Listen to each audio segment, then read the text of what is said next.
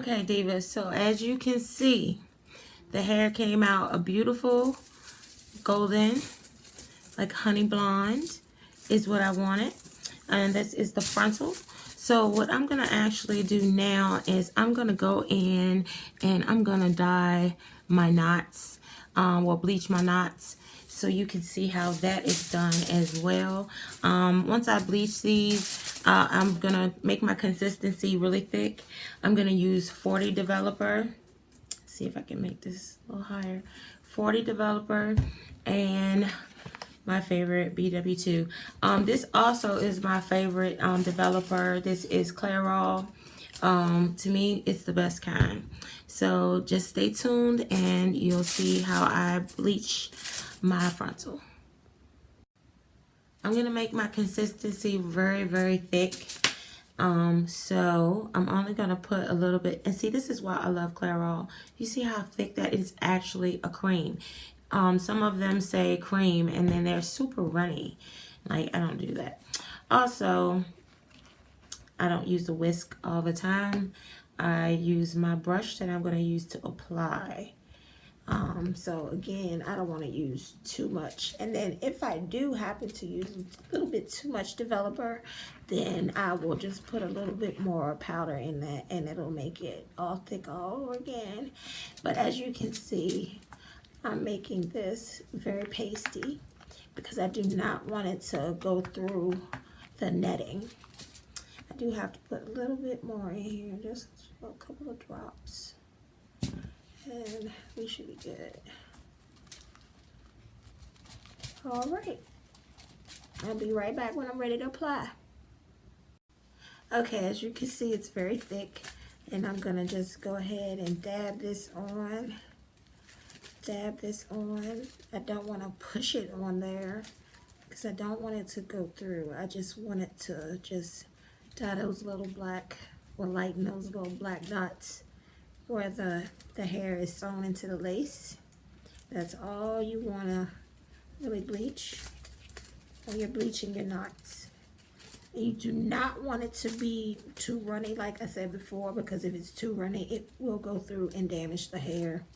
Especially if you're doing a black, if you're doing a 1B or a dark colored hair, you don't want to have blonde roots. So just stay tuned and watch me go ahead and finish laying this out. And then, like I said, I'll let it sit for about 10-15 minutes. Okay, now I'm going to apply the neon pink and the pink rose in Allure. I mixed them two together in a nice bottle. So now that's what I'm going to apply.